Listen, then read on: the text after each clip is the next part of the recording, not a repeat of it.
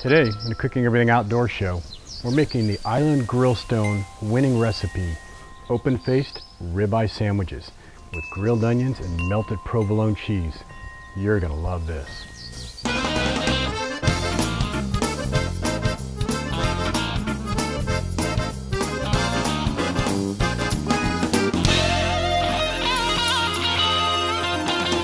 Gary House, the Outdoor Cook, Cooking Everything Outdoors show. I hope you try this at home. Now, this is an original recipe submitted by Richard Rawlins. I'm going to make sure I give him credit for open-faced ribeye sandwiches. His original recipe was absolutely fantastic, but I've made a few changes for the video because I already had his way once, and I just thought maybe we'll just take a look at the techniques. That's really what's important. It does take 2 ribeye steaks. He marinated his. I'm not going to marinate mine. Grilled onions are the same. The provolone cheese is the same, but Richard's recipe called for pumpernickel bread. You know, I bought the pumpernickel, I made it that way, and I'm not a pumpernickel bread kind of guy, so what I decided to do is make it with a little different bread. And let me show you all the ingredients we've got going here, and we'll start grilling. Let's talk about some of the ingredients that are going into our open-faced ribeye sandwich. Now, the first thing was pumpernickel. Now, I changed that because I just didn't want to have any more pumpernickel laying around the house. And I decided to go with some focaccia. Hope I said that right. Focaccia bread. I just love the flavor of it. I think it's going to add a nice taste layer to this recipe here. And I just took one big piece and sliced it in half, put some butter on it. No problem. Sweet Vidalia onions, sliced into ringlets. For the rub, and really I'm just going to be using gray sea salt and pepper on this, coarse ground fresh black pepper. The original recipe required you to marinate it in cola and olive oil for 6 hours, and I thought I would try it a little differently, just a straight rub, and see how the flavor profile turns out on that this time. Of course, provolone cheese, and then 2 ribeye steaks. And now this is a pretty thick steak that I just cut in half. Have your butcher do it. I did it real quick, and that's all there is to it. This recipe is super simple, but it's very, very flavorful. Right now I'm preheating up the Island Grillstone. In the barbecue, it's going to take about 15 minutes to do that, so as soon as that's preheated, we'll start cooking. Now, if this is your first time using an Island Grillstone, I want to show you how I have it configured up on my grill as it's preheating here. It's really pretty simple. I have the square Island Grillstone. I've been using this one for over a year now, and it's still just rock solid. I have it to the left of my grill. I have all 3 burners on to preheat, and they're on high right now. Once this thing has been preheating at about 450 degrees for 15 or 20 minutes, then I'm going to start cooking, but not before then. It's really important that this stone gets hot enough to cook on.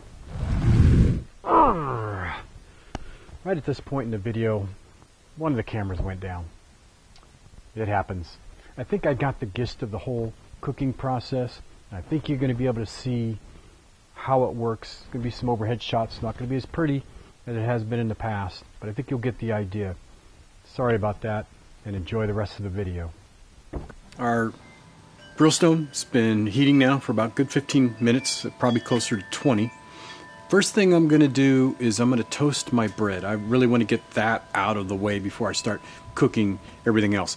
This goes really fast, this whole cooking process. So, you know, have your mise en place in place, your onions sliced, your steak ready. I'm going to toast my bread on the Grillstone. Turn this down a little bit. I don't need it on high anymore to cook because I've preheated it, so set your grill about medium. I'm going to keep all 3 burners on.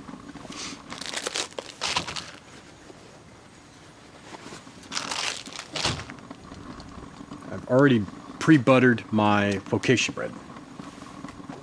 I'll just put those right there. You can hear them sizzling. They're starting to cook already, so we know that's preheated. I'm going to season my steaks now. So my ribeyes, we've already prepared them. They're about a 1/2 inch thick slice. I didn't marinate these like Richard's recipe called for. I just wanted to try something a little different, maybe keep it a little bit more simple. This is just coarse ground black pepper and some gray sea salt. I'm just going to sprinkle that on there liberally.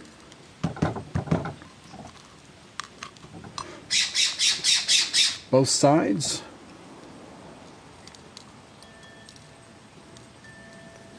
And as simple as that, we're going to be ready to throw these on to our Grillstone in just a second. Now I got a little bit of pepper and salt left, and I'm just going to add that, I think, into the onions. Again, I'm not using any oil on the stone. I'm going to check the bread real quick here. See how we're doing on that, because it's going to toast really fast. Let's check our bread. Nice. Toasting up. Picking up some of the flavor from the Grillstone there. I'm going to leave that on for just a couple more minutes. That butter from the bread has added a little bit of seasoning to our Grillstone. It's going to be perfect for the onions. Onions are going to cook really fast. I'm going to slap those ribeyes, ribeyes, on the stone next. Or I should say right after that.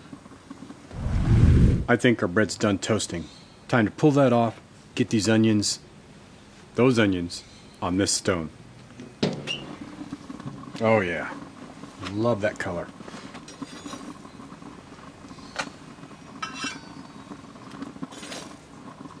One of the questions I get when cooking on the Grillstone is lid up or lid down.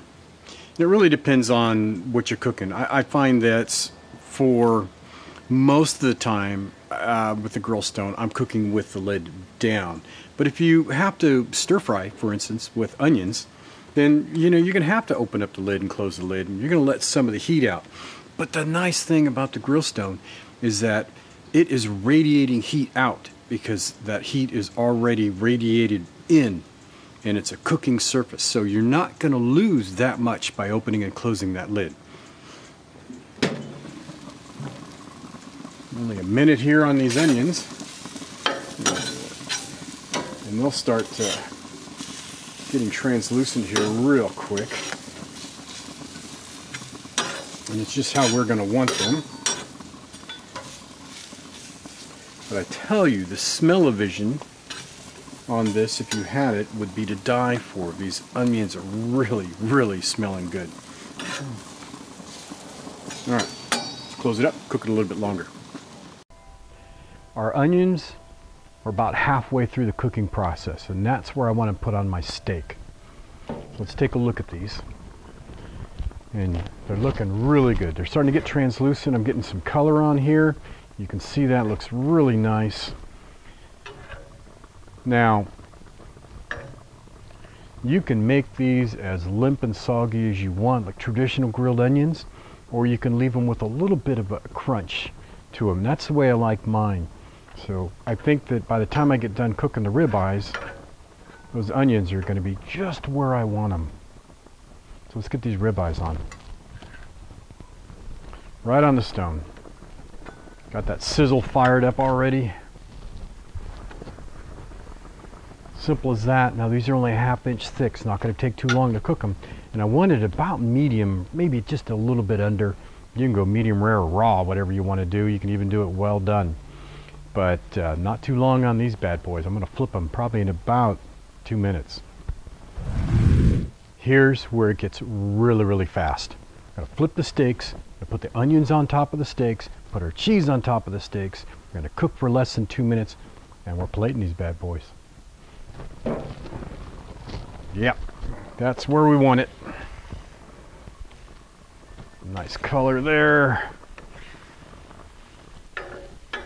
A little bit longer on that one, but that's okay. Let's get our onions on here.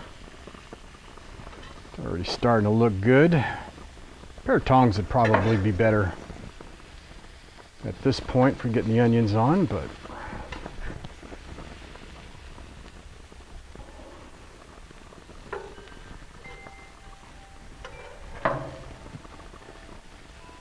like a lot of onion. Okay, a couple minutes like this. Put the cheese on. We're eating.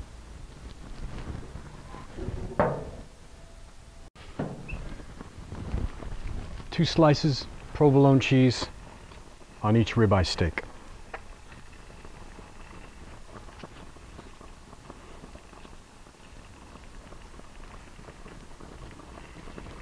It'll start melting and oozing. Or does it ooze and melt? I think it melts and oozes. It's all too technical for me. There we go. Oh, looking good. I think it's time to plate. Let's do this. Oh yeah. Oh man, the smell.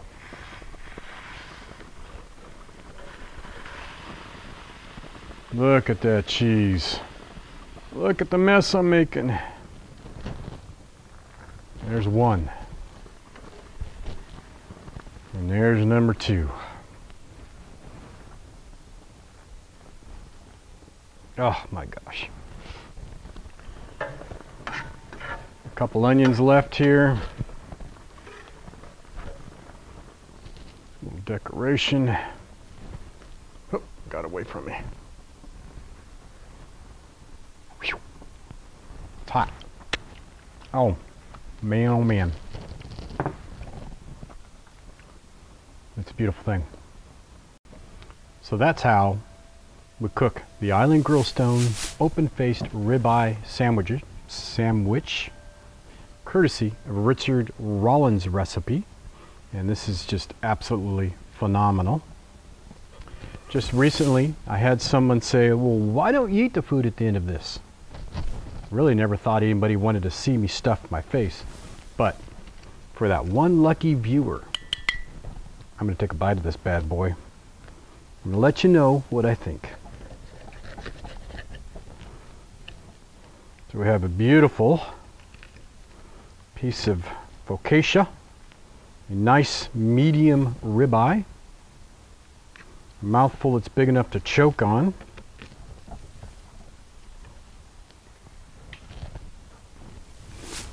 Oh, wow.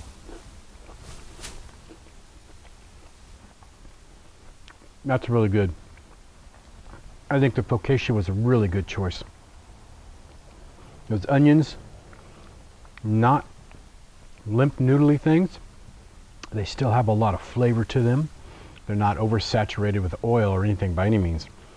And that ribeye just pops. And with some of that provolone gooiness, can't go wrong there. This is really good. Before I wrap things up, I want to thank my sponsors, Island Grillstone and Camp Chef at outdoorcooking.com.